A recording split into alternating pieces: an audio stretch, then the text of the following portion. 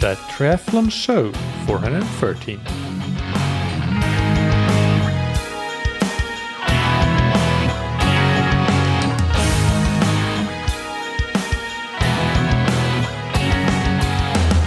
Hey, what's up everybody, and welcome back to another episode of That Triathlon Show, the podcast presented by scientifictriathlon.com. I'm your host Michael, and on today's episode I interview Parker Spencer. Parker is the head coach and senior development manager of USA Triathlon's Project Podium, which is a men's elite development program based at Arizona State University. This is a project that is designed to develop top young male athletes toward future Olympic qualification and ultimately to be Olympic medal contenders. And we will hear a lot more about that and how Parker is building the daily training environment in the interview. But before that, big thanks to our sponsors, Precision Fuel and Hydration. They help athletes perform at their best with electrolyte and fueling products and with free online tools, education, and a patented sweat test. You can use the free fuel and hydration planner on their website to get a personalized plan for your carbohydrate, sodium, and fluid intake. And you can also book a free 20-minute video consultation to chat through your plan with the athlete support team. I've used their entire range of products for a long time, and I think they're absolutely brilliant. And you can get 15% off your first order by using the code TTS23 on precisionfuelandhydration.com. And thank you to Form. The Form Smart Swim Goggles give you real-time feedback in your swim training right on the goggle lens, including splits, pace, stroke rate, and heart rate. This means that you can execute your swim workouts better and get a better idea of your ability to hold certain paces and stroke rates, and understand when and why you start to slow down. The best thing is that you can see and interpret this data in real time in the session, so it's actually actionable and can help you right then and there. Also, especially if you're swimming solo, it adds more fun and engagement to swim training, which might make you look forward to your swim sessions in a completely different way. You can get 15% off the goggles with the code TTS15 on formswim.com/TTS. Now, without any further ado, here's my interview with Parker Spencer.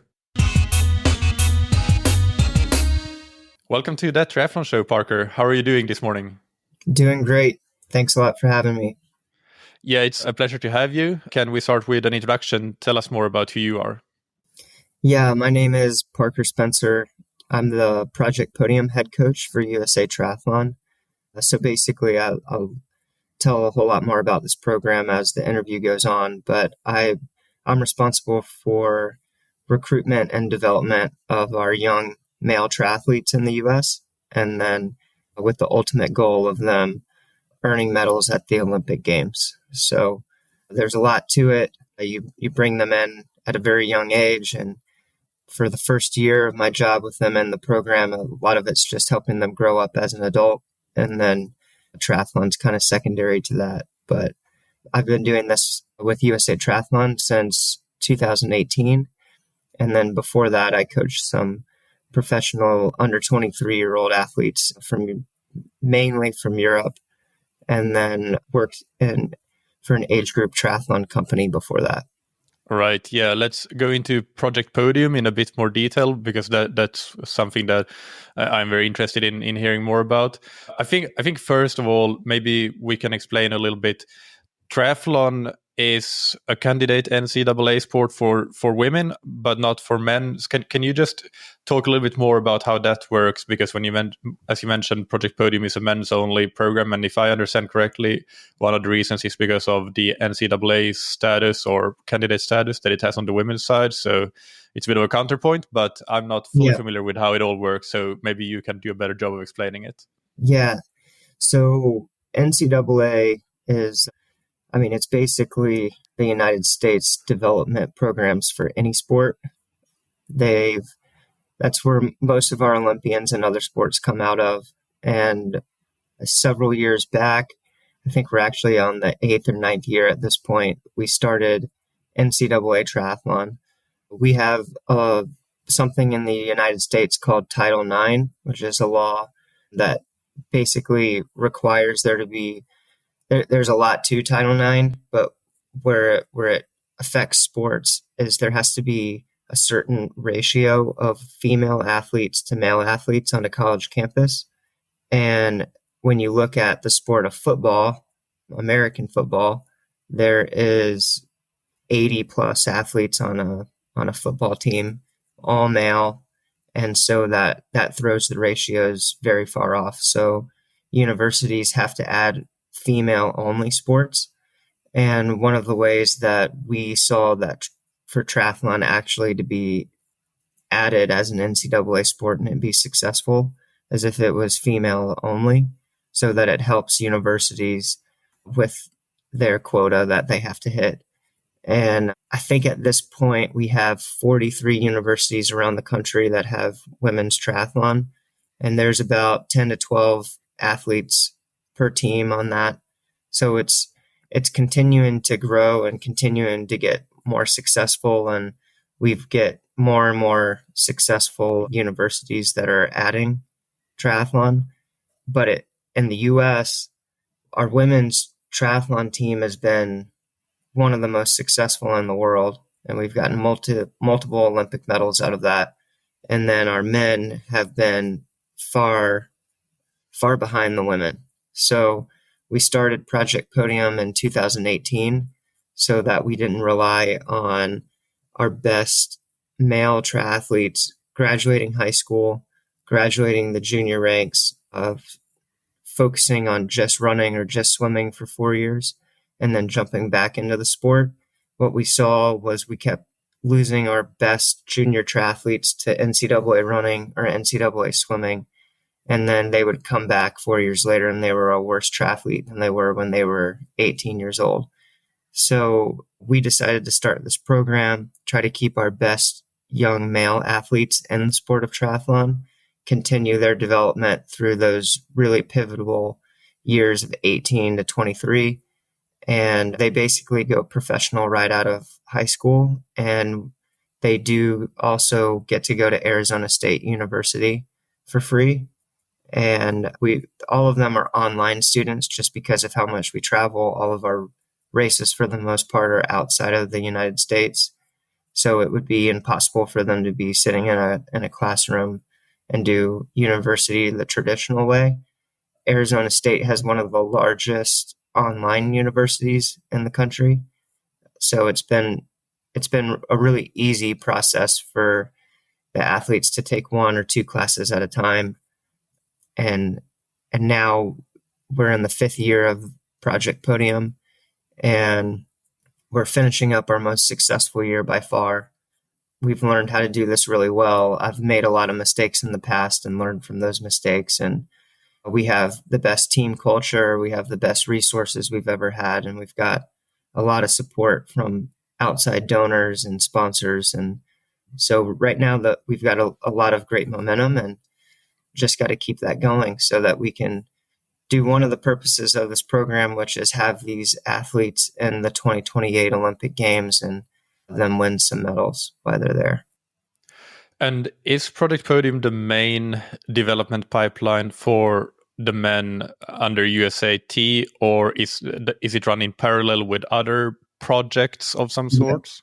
Yeah. We do have a couple other projects. So we have a program called the High School Recruitment Program, where we look at NCAA, or not NCAA, we look at high school running and high school swimming results. And we have a program that basically runs all of the database that we've got with those finish times. And it sends us message if an athlete has hit a threshold in both swimming and running. And then we reach out to their high school and try to get in contact with them, tell them about triathlon, support their first several triathlon events, including equipment, getting them to the event, seeing if it's something that they want to do.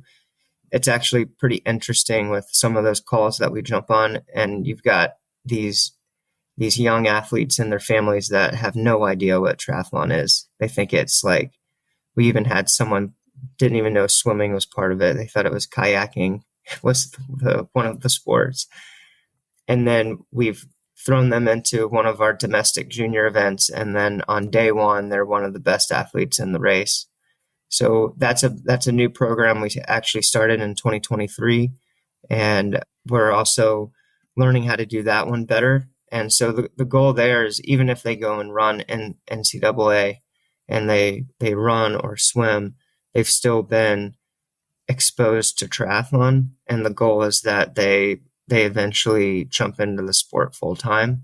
We already have several females that have accepted NCAA triathlon offers from universities.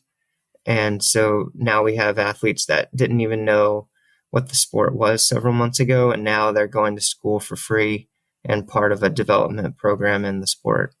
And then we also have a very successful program called the the Collegiate Triathlon Program, or the Collegiate Recruitment Program. So that's where Katie Safaris, Gwen Jorgensen, Summer Rappaport, Morgan Pearson, Matt McElroy, all of our top athletes in the country, they've come through that program. And we look for NCAA runners that have a swim background. And then it's bonus if they have a cycling background, but we put them in that program, set them up with a great coach, and then they develop very quickly because they are a little older. And so it's kind of our fast track to the top instead of a long drawn out process like the high school recruitment program and Project Podium. But it has been one of the most successful development programs in the world. Yeah, I did have Barb Lindquist on quite a few years ago at this point talking about that collegiate recruitment program.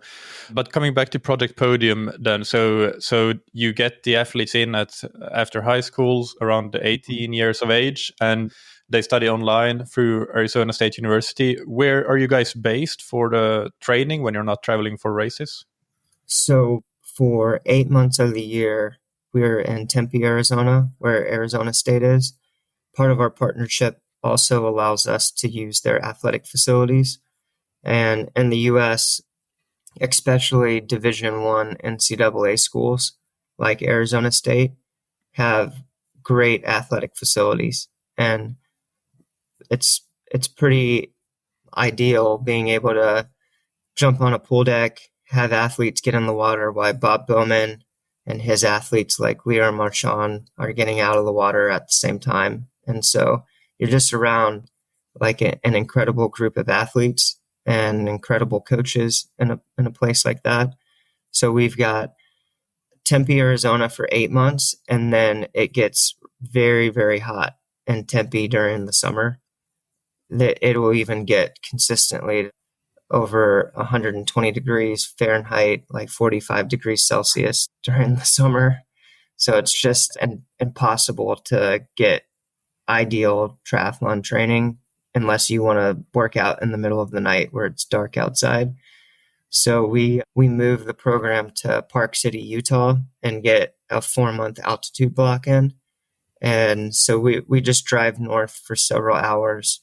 Park City there's an Olympic training center there, and it's mainly for winter Olympic sports, but because it's a very popular ski area. But during the summer, there's not many people there. There's not many athletes there. And so we're able to stay in the apartments and the dorms there over the summer with no problem. And the cycling and the running is world class there. And it sits at about 2,000 meters. So the altitude is pretty ideal. And then we can drop down to about 1,000 meters in 20-minute drive. So they can sleep high. And then when we want to get speed work in, we can just drive 20 minutes down the mountain, and we're in Salt Lake City. And we have access to tracks and pools down there with no issues. So it's pretty ideal. You get the desert during the winter, and where it's snowing in most of the rest of the country, we're still in shorts and t-shirts during the winter. And so we pretty much try to chase that perfect ideal weather conditions year round. Yeah, that sounds great. And so what is the status of the project so far? What can you name some of the alumni that have come out of it? And yeah, how do you feel now? What is it, 5 years in that you are progressing with it? Yeah, Chase McQueen and Dar Smith are two of the athletes that have graduated from the program. And the goal is to basically keep them in the program through 23 years old. and then they'll graduate out of the program and then go to coaches like Ryan Bolton or Ian O'Brien and continue their triathlon career from there. My goal is that Ryan and Ian get a well-developed athlete with a lot of experience that they can just put the finishing touches on. We now have the athletes that we have in the program now: Luke, Anthony, Reese Vandersum, Carter Stolmacher, Keller Norland, Sullivan Middall. We've got 2 para triathletes, Chris Hammer and Owen Cravens. Like, those are just some of the athletes that are in the program now. We've got 10 total. So we have quite a mix now. We've got our para triathletes have had the best year that they've ever had. Both of them will go to the Paralympic Games in Paris next year. Chris won his category and while we were at the Paris test event, and then Owen got third. So both of them are on the podium. And so the things are looking very good for them going into Paris. And then with our young athletes like Reese, Carter, Luke, they've had the opportunity to race Super League this year as well, which has been really good for their development and like specifically on the bike. And I mean, you just can't pay or like try to get experience like they're getting there. I've got a video from just 2 weeks ago of 18-year-old Carter standing on the line, and you got Jonathan Brownlee to his left and Alex Yee to his right. And that these guys are 18 and getting to race against 5 of the past 6 Olympic medalists. Just Alistair Brownlee's the only one missing on that start line when it comes to Olympic podiums.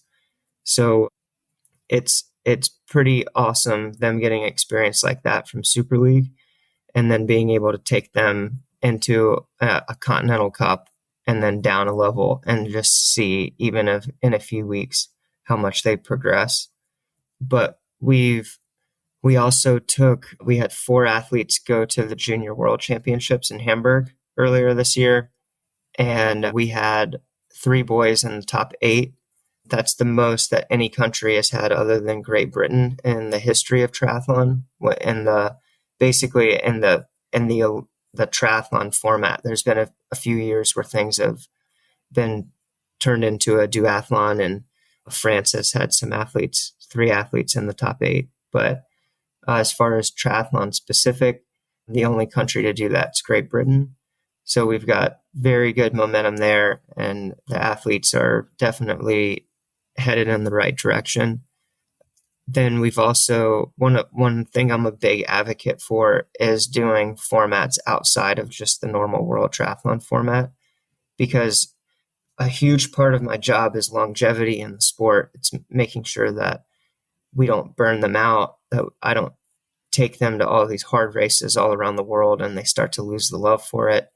It's giving them opportunity to sharpen their skills, but also do different formats that keep it fun and entertaining and something that doesn't ever get boring. So Keller Norland and Sullivan Middall, in addition to their World Triathlon season, they also raced Xterra off-road triathlon series, and Xterra added the World Cup series this year and just basically had more prize money and more emphasis and kind of their version of a WTS season. And both of those guys were able to race the majority of the races in that. And then Keller finished top 20, and Sullivan was 3rd in the short track at the World Championships and 5th in the individual full distance, and then won the U.S. Championship in Beaver Creek, Colorado. And I think that mountain biking translates over to road cycling very well. Doesn't necessarily work the other way around. You don't see the best road cyclists be able to go jump on a mountain bike and be successful, but you can see it. The best mountain bikers can translate things over to the road pretty well. And triathlon, there's athletes like Flora Duffy and Hayden Wild that have been really successful at off-road, and then obviously really successful in World Triathlon and in the Olympic Games.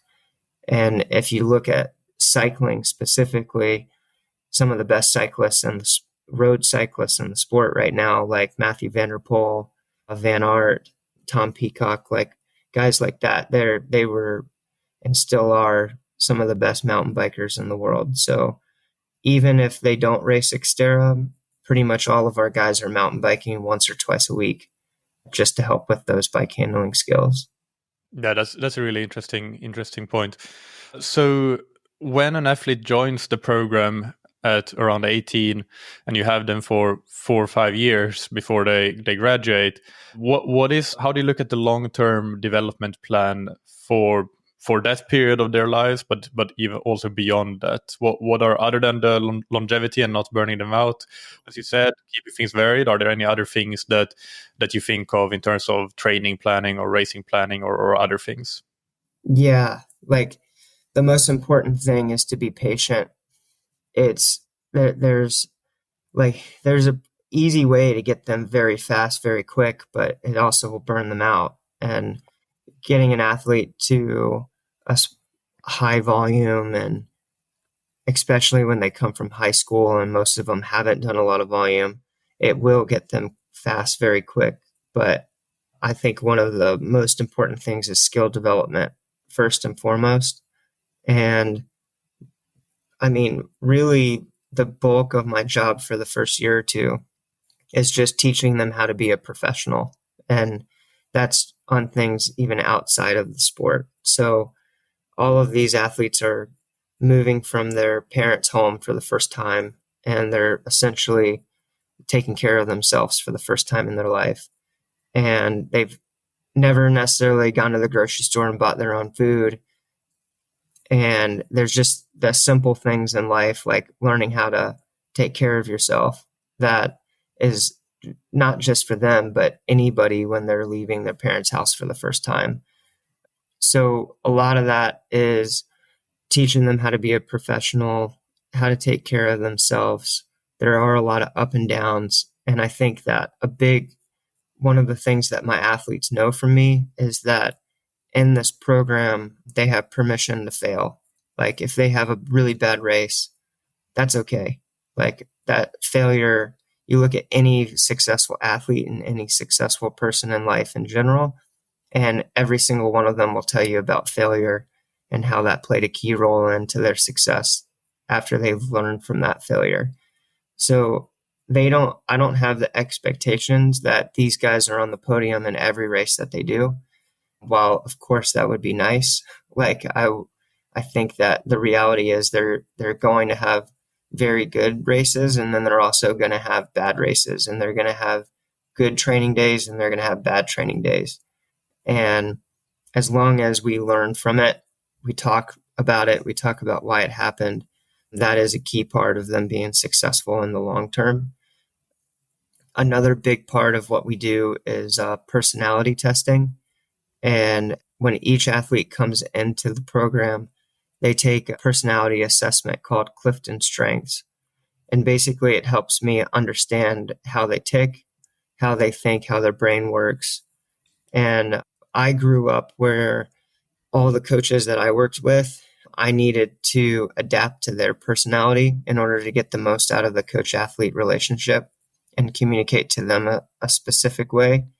And the reality is it should be the complete opposite of that. I should understand my athlete's personality and how they communicate best, and then adapt to each athlete and communicate with them. Like my job is to pull out performance, help them perform the best that they can. And in order to do that, I have to adapt to them, not the other way around. And ever since we added that piece into the equation, we've had a lot of success and some good momentum, and it's helped my coach-athlete relationships a lot, but it's also helped our team dynamic. Conflict between athletes is extremely minimum now. Everyone understands that I'm trying to communicate with each one of them in the best way possible. And so there's no confusion there that I might be talking more directly to one athlete or more of an encourager to another. So that's been a key point of what we've been doing as well. Yeah, that's very interesting. Are there any other things that you use the personality testing for other than the communication between you and the athletes? Yeah, we use it for a lot. Each athlete does have their own bedroom in both Tempe and in Park City, but they share an apartment. It's a 2-bedroom apartment in both locations. And I pair them together based off of their personality assessment. Like, it's pretty easy to look at things and see these two people are going to get along a whole lot easier in close proximity to each other most of the day than these two athletes. And so I pair their roommates together. I pair even roommates on trips when we're at races, and it's helped a lot. So there's that. There's also basically there's also we have sports psychologist that works with each one of our athletes as well, and he's been a key component into also looking at those personality assessments and helping me not just with like the communication piece is not just important from the day to day, but it also after a race, how do I communicate with an athlete? So naturally, I like to be fairly positive and an encourager. And before we used this, one of my athletes had a bad race to both of our standards, but he still was 6th in that race. Like, we felt like the guys that beat him, that he should have beat them. And I was looking for something positive to say after the race. And I said something positive to him as soon as he finished, and he didn't talk to me for 3 days because he felt like I didn't care about his performance nearly as much as he did. And then after we finally spoke through things and cleared everything up, then we also put in the personality assessment into the piece so that I could understand him better. But all the athletes also know my assessment as well, so that they understand how I naturally think. And ever since that day, like he basically just wanted it real. He doesn't want any fluff. He doesn't want me to try to make it look better than it is. He wants me to call it out, us be able to fix it. And so, like, he had more successful races after that, but then there was another race that he did not race well. And I have on my phone in the notes section, I've got exactly the feedback that I need to give each athlete on both training and after competition. And so I remember he was having a bad race, went straight to my phone, looked at, okay, here are the key points look at the specifics, look at the areas for improvement, don't sugarcoat anything.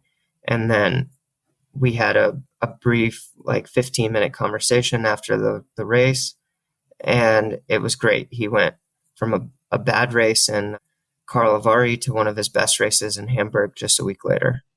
Yeah, that's fascinating. And the final question, final follow-up on the personality assessment. I think, did you say that it was Clifton Strengths? Is that the one? So how come you chose that one? There are a lot of different options available. Yeah. So what is the strength of that particular one? Yeah, so we've done a couple different types. We've done DISC, we've done Enneagram. I liked the Clifton Strengths a whole lot more because to me it helped make things pretty clear. Like something like DISC is a little bit more simple, and they fall into one of 4 primary categories. But in Clifton Strengths, I think there's 30 or so different things, and I think that when you look at it, one of the things that I really liked about the research is Clifton Strengths was developed by Gallup. Gallup does a lot of polling, and like they do a lot in the political world, but then they also do a lot for companies in the US. And basically, this assessment was created because because Gallup wanted to find what made successful people successful. So they made these questions because they wanted to see what did all these most successful people in their fields all have in common. So that when you're trying to recruit, whether it's for a sports team or a CEO or something like that, that you can look for a specific personality trait and then hire somebody based off that personality trait. And after they surveyed over 20,000 professional athletes, CEOs, successful executives, and the only thing that they found in common was that none of them had anything in common. And so what they then went back and tried to look closer at the results and ask follow-up questions. And what they learned was that these people were successful because they were in environments that allowed them to use their strengths and be themselves.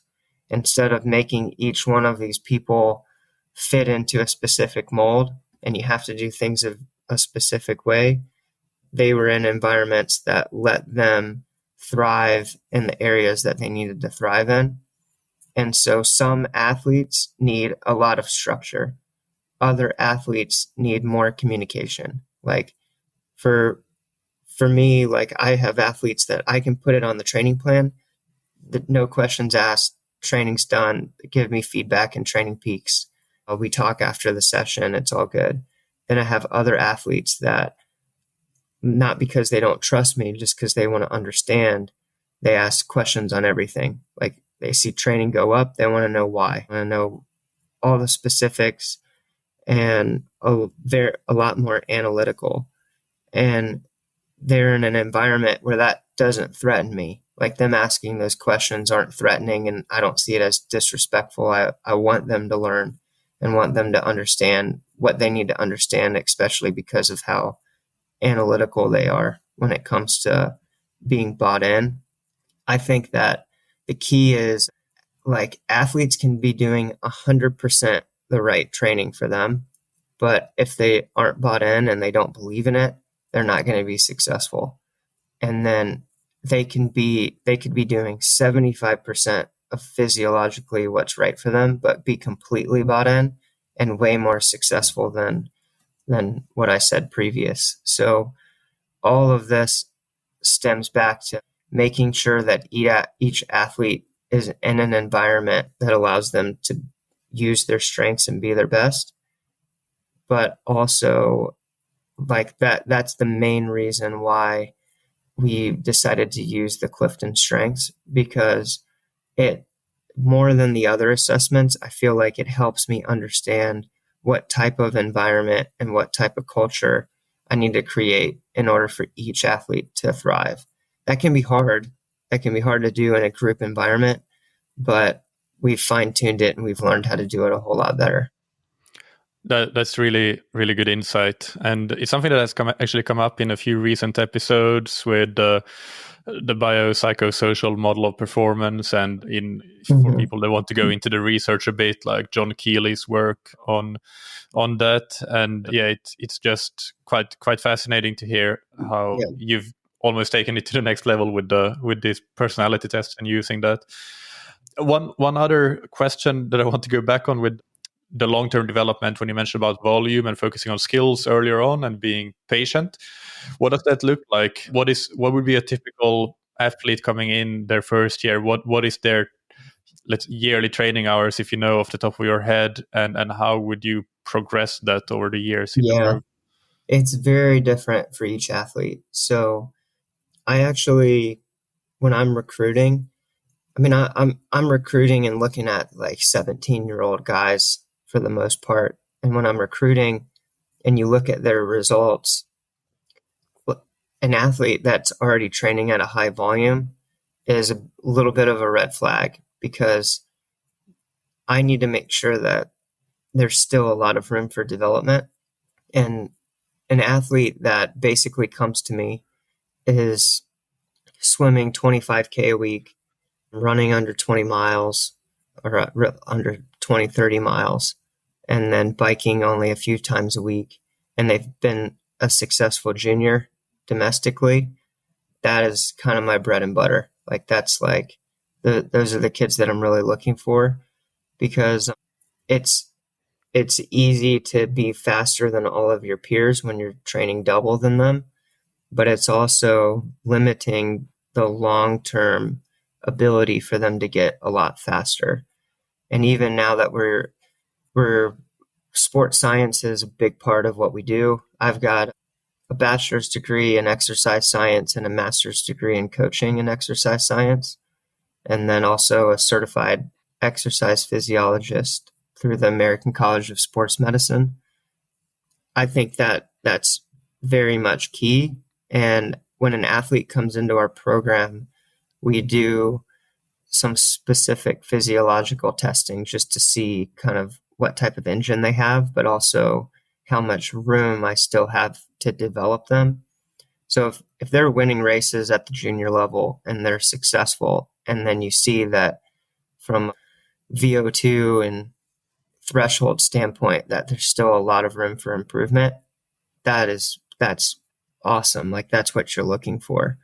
But if I have an athlete that comes in and they tell me that they've been training for 30 plus hours a week for 2 years, I do some testing with them and it shows that they're close to their peak, then I'm not really interested in that athlete, because there's only so much that I can do with.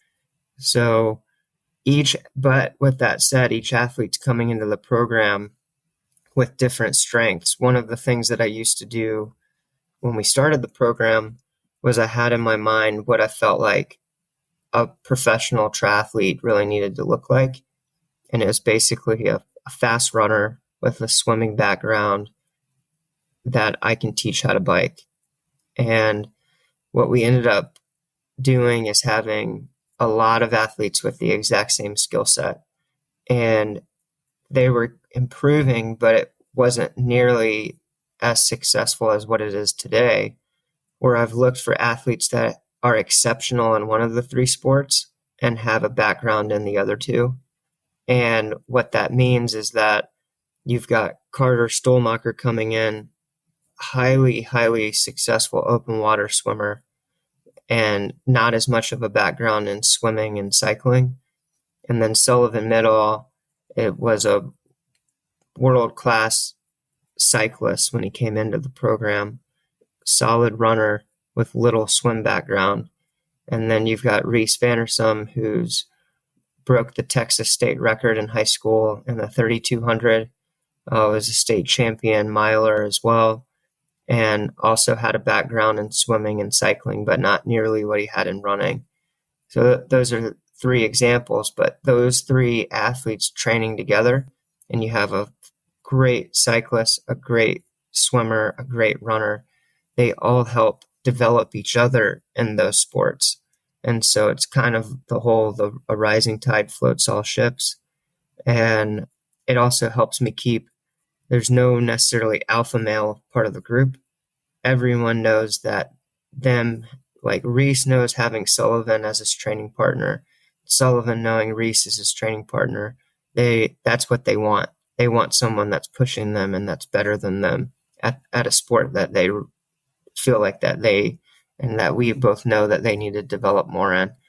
And what that's done pretty quickly is we've seen a lot of improvement as soon as they get into the program, just a few months in. So when it comes to volume, when it comes to intensity, like it really depends. Like I'll do one of the things that we've incorporated into the group this year is the inside testing and using the inside software.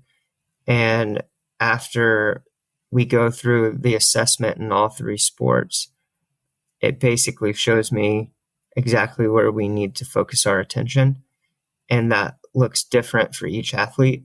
The good news is in a group of 10, everyone's got someone else that's on a similar progression and similar training plan. But my goal is to have the best training plan for each individual, with the benefit of doing that in a group environment. That may mean that we go to the track And with 10 athletes, there's 4 different workouts going on, just depending on what they need. So for the individual success, I don't sacrifice individual success just to have a group environment. One of the things we say often is that this isn't a fitness club where everyone just shows up and everyone gets to do a workout together. It's an elite daily training environment. And that may mean that they're doing a workout on their own that day. They just happen to be in the pool and on the track at the same time as their teammates. Yeah, no, that makes total sense. And again, it's something that came up very recently. Actually, I haven't even published it by the time that we record this, but in the last week's episode, it will be by the time listeners hear this. I had Torben Rokkedal Lausson, a Danish coach in one of the performance centers of Triathlon Denmark, and he talked about very similar things to you there, that you have the group go to the track, but there might be a number of different workouts going on and adjusting for the individual even within a group environment. So I feel like that's becoming more and more common, when maybe 5 years ago it was more even in an elite environment, people all doing the same workout, and now that tide seems to be changing. But can you give us an example? Just pick one of the athletes, and you don't even have to name them if you don't want to, but give us one example of a training week that one of the Project Podium athletes might go through, and explain a little bit about the context of it as well. Yeah, so like I could say kind of typically they're swimming about 25K a week, cycling 8 to 12 hours, just depending on who they are.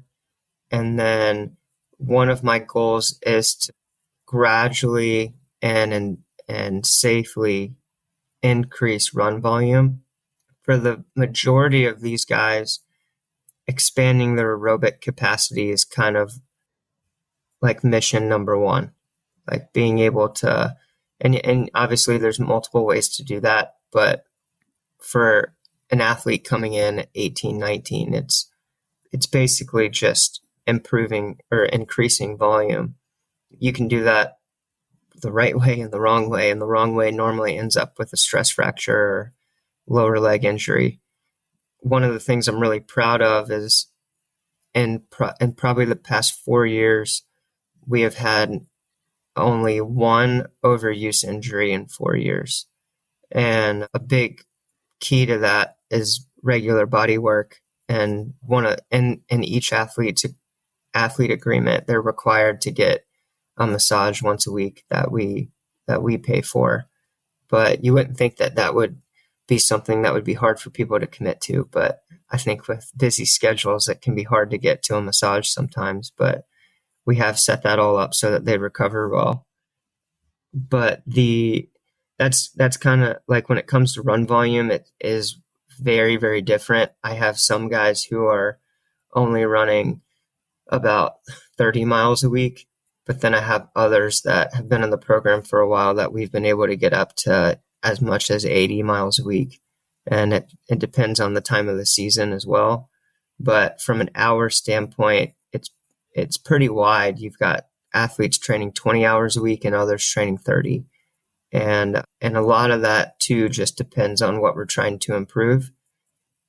With inside testing, one of the basically two of the things you're really looking at is what their current aerobic capacity is, what their VO2 is, and what their current anaerobic capacity is, their VLA max.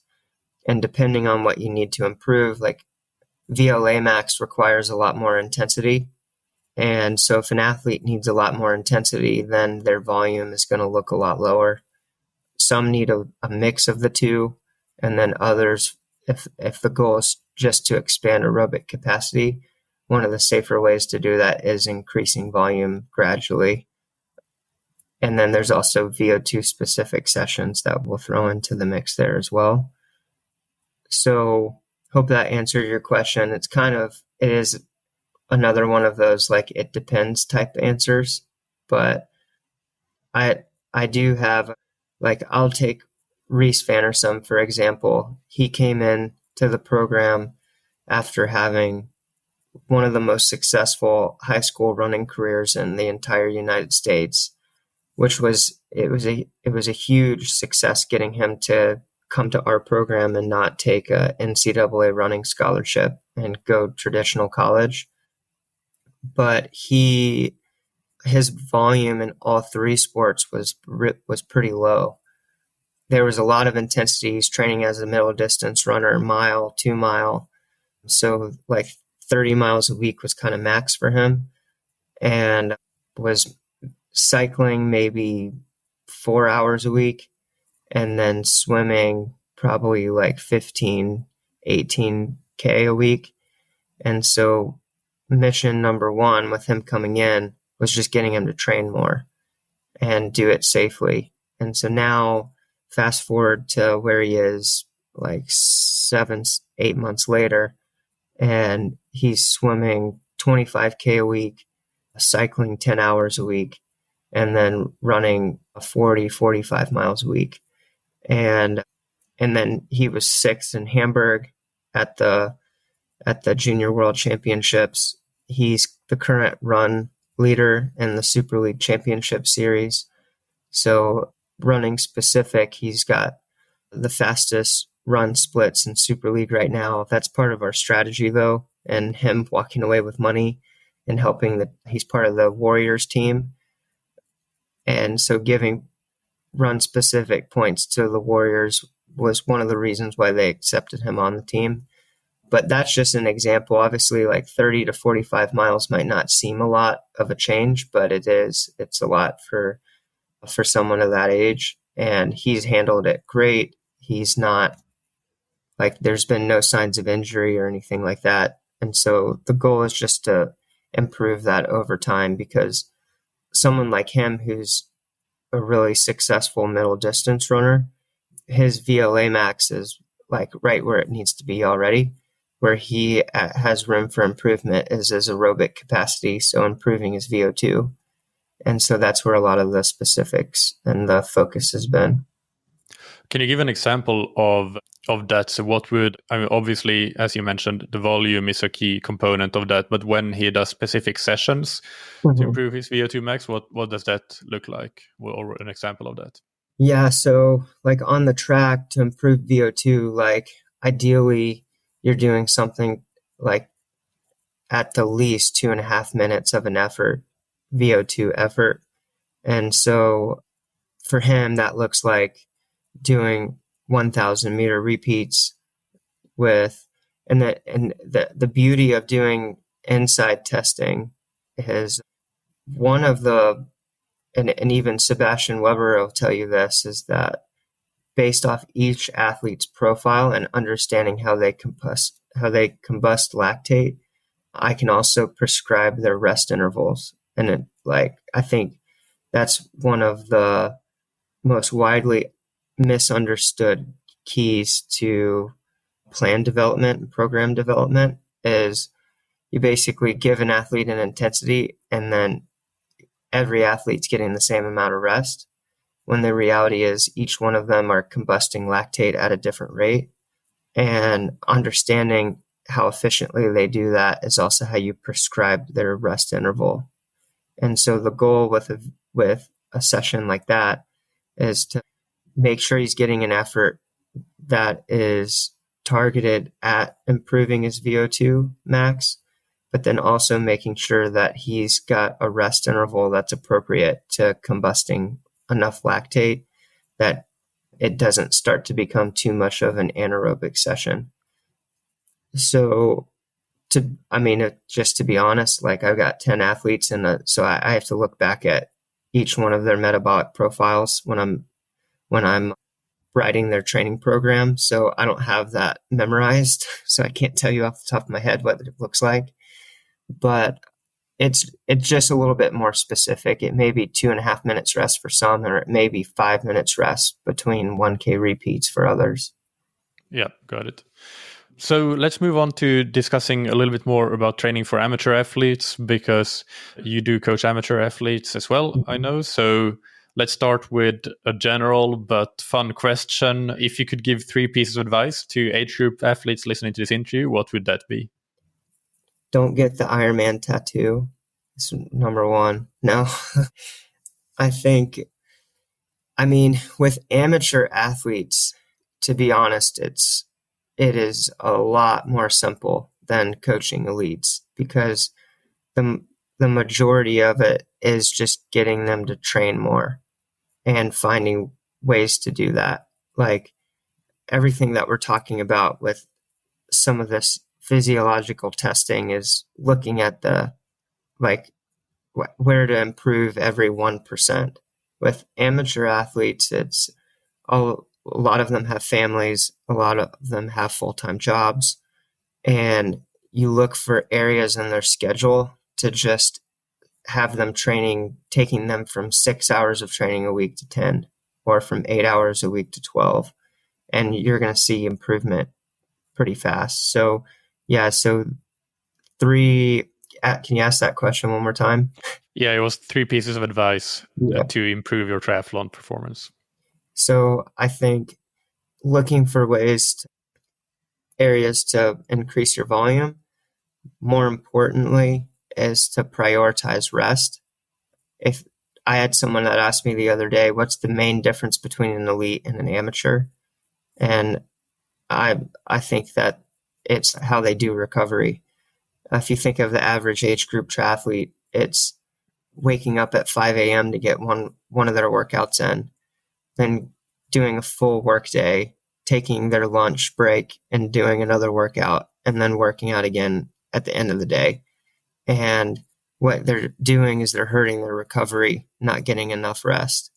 So increase volume, prioritize rest, and hire a coach. I'm biased, but I think that that is a key. Well, that's something that can definitely help, because increasing volume and prioritizing rest, they kind of counteract each other, you would say. So I guess finding the balance of that is a critical component, because you can increase your volume and hurt yourself if you fall too much on the side of just neglecting your rest. And equally, at some point, if you're not training enough, no matter how much you think that you need to rest, you're not going to improve if you have been training at a stable level for a certain amount of time, and you just need a new overload to be able to improve more. So I think that makes sense. It's not easy to do, though. That's the hard part. Right. Let me see here. You already answered a couple of other questions that I was going to ask actually within that. So that's good. Well, I guess this one then is a natural follow-up. How do you make the most of limited training time, if we're talking about 8 to 10 hours of training per week for a lot of athletes? How do you get the most bang for buck for the training that you're doing there? Yeah, I think it depends on what race that they're competing in. I think that if they're training long course and they're training for an Ironman or an iron distance triathlon, like you look for where's the most time spent in the race, and you may add 5 hours a week of training in the swim and see 10 minutes of improvement in an iron distance swim, which is like, that would be huge, 10 minutes. But then if you were to put that similar amount of time on the bike, that could turn into 30 minutes. And so I think long course, you really want to focus on cycling and then obviously being able to run well off the bike. But a lot of that has to do with the nutrition piece and how much you're eating while you're on the bike. Short course, like if they're one of the things that's now becoming a lot more popular in the United States is draft legal triathlon, and in Europe, draft legal triathlon's been popular, and age group triathletes have done that for a long time, but it's taken a while for that to really take off in the US. So if it could be completely different if an age grouper is really focused on draft legal, then the swim is a huge piece of it, because if they're not coming out of the water in the right spot, then they're basically just playing catch up the entire race, and it has a big impact on their finish position. So on limited time, I think you look for one, the biggest area of improvement, but also what is your strength. And a big mistake that a lot of athletes, both elite and age groupers, make is they focus so much time on their weakness that they lose what made them a good athlete to begin with. And so don't ignore your strength and make sure that you keep that a weapon on race day. And where do you stand on things like how much intensity you can do if you are on a limited time budget? Do you do proportionally a bit more intensity, or do you plan what kind of intensity you do differently, or even how you do your easy workouts? Do you focus more on, let's say, zone 2 work rather than zone 1 work for your easy workouts? Yeah, so I also incorporate inside testing with my amateur athletes as well. And so they'll go through the whole protocol with that they have with getting lactate and then if they come and they're able to travel to me and I'm able to do the testing myself, I also have a Cosmed K5 like metabolic cart. So we're also able to get gas exchange and do economy testing as well. And really that helps me. It makes it so much easier to actually know how to make them improve and do it on limited time. So if an athlete needs to improve their aerobic capacity, then we can spend a good amount of time in zone 2, and we don't need to get a ton of intensity in for them to improve. If they need to improve their VLA max, then there's a whole lot more intensity built into their plan. And then when we look at swim and running economy, it may be a whole lot more focused on technique than it even is on intensity and volume in order for them to improve. So inside basically just helps me look at where we need to point our focus, and it makes that process for improvement fairly simple.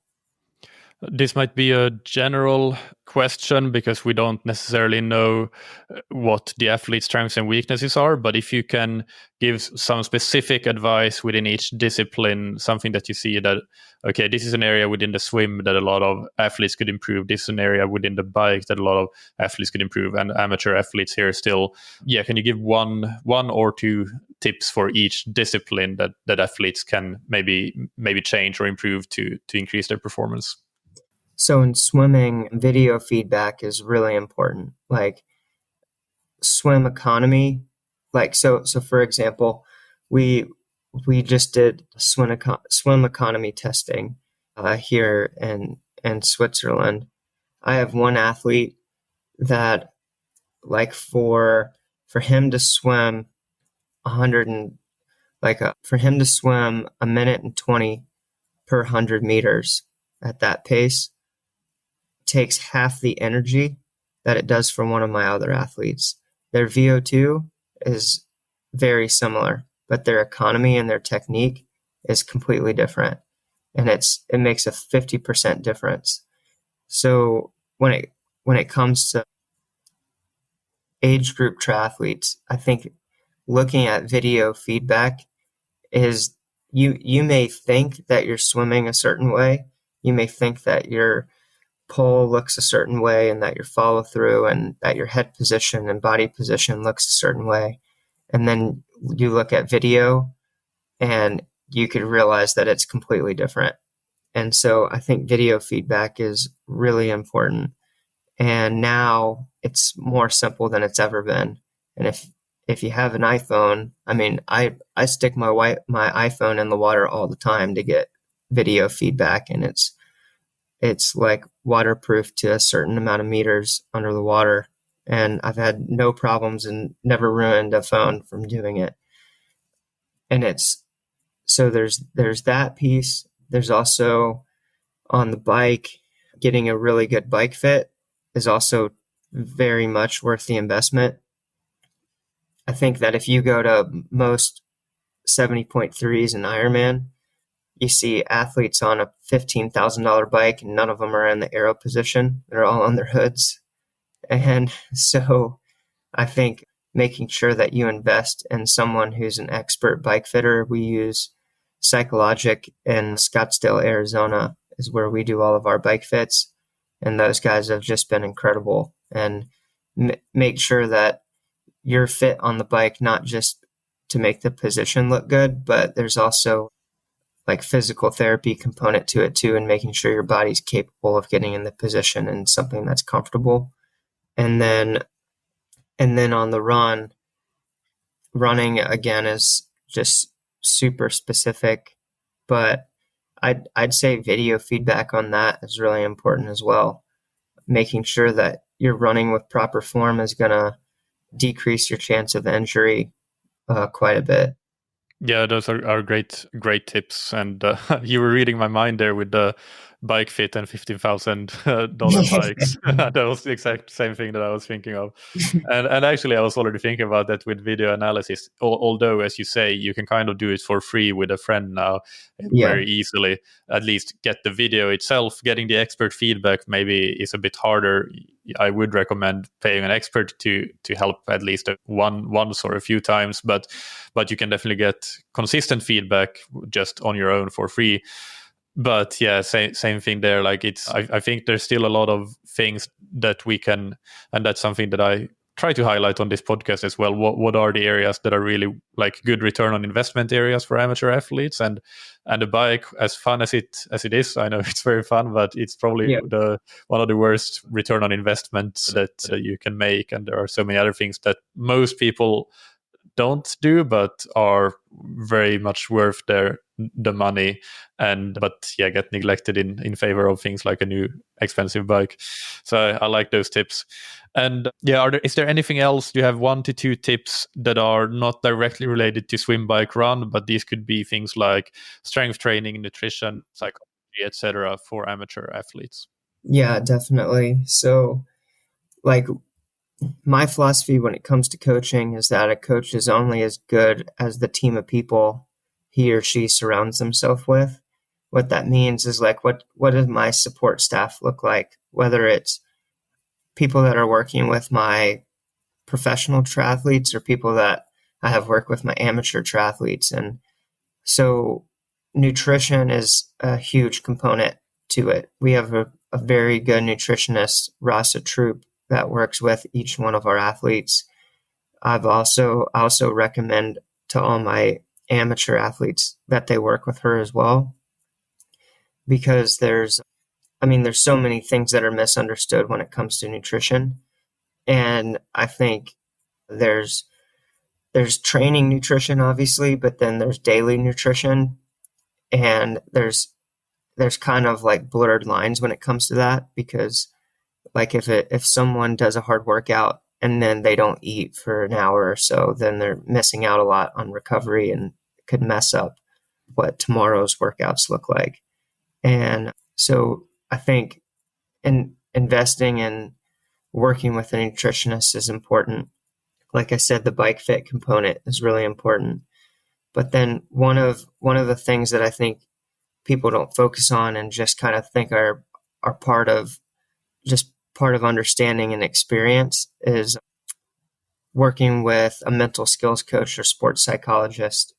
Earlier in the interview, you mentioned the psychobiological model for endurance performance. One of my favorite books that I've read recently is How Bad Do You Want It by Matt Fitzgerald, and he talks a lot about that. And I think, and like one of the easiest things to do, read that book or read something like from Steve Magnus called Do Hard Things. It's one of the same things. There's also another book called Endure. That's another one that it all talks about the mental side of the sport and the sports psychology side of the sport. We work with the Daphne Group, is a group of mental skills coaches. Michael Daphne started the company. All of our athletes work with a mental skills coach called Giovanni Bianco. He's Italian, but lives in the States. And I have him. He works with not just my pro athletes, but he also works directly with my amateur. And there's other mental skills coaches. There's some females that work with them as well. I have an athlete that's racing Kona here in a few days. She works with one of their sports psychologists, and it's a really, really important piece to the puzzle, because if you ask an athlete, how much of the sport do you think is mental? Most athletes are going to give you like a fairly high percentage. Like even if they say 20, 25%, how much of your training are you actually focusing on the mental side of the sport? Like what is your daily mental practice? Like what are you focusing on there? Because whether you're doing a short distance race or you're doing an Ironman, there's a huge mental component to it. One of the things that Matt Fitzgerald talks about and how bad do you want it is rate of perceived exertion is obviously a really important piece to athletic performance and athletes understanding RPE. But the more important piece to it is there's RPE, rate of perceived exertion. There's how you feel, but then there's also how you feel about how you feel. Like, what if you feel like you're at a 9 out of 10 effort during a race? How do you feel about that? How are you going to react to it? And you see a lot of people shut down and kind of give up. But then if you've spent time on developing the mental side of the sport, then you already have a game plan for when things start to feel harder than you feel like they should. And whether that's positive self-talk or whether it's focusing specifically on the data and what pace you know and what heart rate you know that you can compete at. So that's kind of a long-winded answer to that, but those are things outside of actual swim, bike, and running. Nutrition and mental side is really important. Yeah, and I know that there might be some pushback to that. Well, I'm already like at my limit with training. How am I supposed to do some mental skills work? But you really do most of that during your actual training. So even if you just have a session with somebody that can give you some pointers, hey, focus on these things during your training, and then that can contribute to how you perform on race day, and it can be a significant difference, then I think that that's something to keep in mind, because as you say, whatever the proportion is of how much is mental, there is certainly a big component of psychology and mental skills in triathlon. So I completely agree with what you say there. Just a couple more questions to finish off before the rapid fire questions. Is there something that as a coach you've changed your mind about or think differently about now compared to, say, 5 years ago? Yeah, that's a good one. I think that maybe it's not necessarily changing my mind, but it's understanding it better. And I know I keep plugging it, but it is a big piece to what we do now, is using insight and the physiological data even more than we have before. But it's actually like using that data and understanding deeper how to use it. And so I think the understanding of VLA max and what that means is something that's a fairly new component. Like when you look at traditional understanding of triathlon performance, it's people are constantly asking what's your VO2 and what's your FTP. And when you start to understand the physiology a lot more, it's FTP is not nearly as a key part of the component to everything when you understand anaerobic capacity, which is different than anaerobic threshold. And so I think basically the focus and understanding of VLA max and how to improve it is probably the biggest change in the past year for me. And what is something that you're trying to learn more about or are focusing on implementing at the moment? I think probably looking at, I'd say the group dynamics are always a really important piece to what I do. Like I do, obviously, like you said, I coach amateur athletes and a lot of that's done remote, but the bulk of my day is working with athletes in person. Honestly, what I'd say is it probably has nothing to do with sport in general. The thing that I'm working on the most has balance between the rest of my life and coaching at the elite level. And a lot of, like, to do this really well as a coach, you spend a lot of time out of the United States, and you spend a lot of time on the road and a lot of time traveling. And that means in many cases, it's a lot of time away from family. And I feel like it's really important at the elite level and elite coaching to make sure that you do stay grounded and you have good balance in your life, where in something like triathlon, it feels like there's always more that you can be doing as a coach. There's always more you can be giving your athletes. But for me, my family is very, very important. And I've got a wife and 2 young daughters, and making sure that I keep that balanced and that I do, when I'm with my family, then I'm really present. For me, that can be hard. Like, it can be really easy my mind's always moving. And when I'm at home with family, just really focusing on my girls and making sure that they get as much out of me as I can give them, and then turn off triathlon for a little bit and I'll focus on them, is what I'm really working on right now. Yeah, that's a good one. Let's finish off with the rapid fire questions. So take just one sentence to answer each of these. And what's your favorite book or resource related to triathlon or endurance sports? Yeah, I mean, Matt Fitzgerald, How Bad Do You Want It's really good. I'm also reading Steve Magnus, Do Hard Things, for the second time right now. And what's an important habit that you've benefited from athletically, professionally, or personally? Oh, it's probably good and bad, but obsession. I'm completely obsessed with the sport. And who's somebody that you look up to or that has inspired you? Oh, man, it's hard to just say one person. I've got very good mentors in my life, so I'm going to give you 3. Yeah. Ryan Bolton, Ian O'Brien, Cliff English. Perfect. And finally, where can listeners follow you, and also if they want to follow Project Podium? Yeah, so Instagram's the easiest place to do it. So I'm on Instagram, and then we've got Project Podium has an Instagram page. I have a full-time photographer, videographer that's with us everywhere we go. And so he manages our social media accounts. Yeah, I went and had a look, and it looked quite professional. So I thought that might be the case. Or otherwise, you or some of your assistants would have a very impressive photography and social media skills. Yeah, this has been very fun, Parker. Thank you so much for taking the time, and good luck to you and to all the athletes with the final races of the season. Thank you so much. Thanks for having me on. Really appreciate it. I hope that you enjoyed that interview. As always, you can find the show notes on scientifictriathlon.com.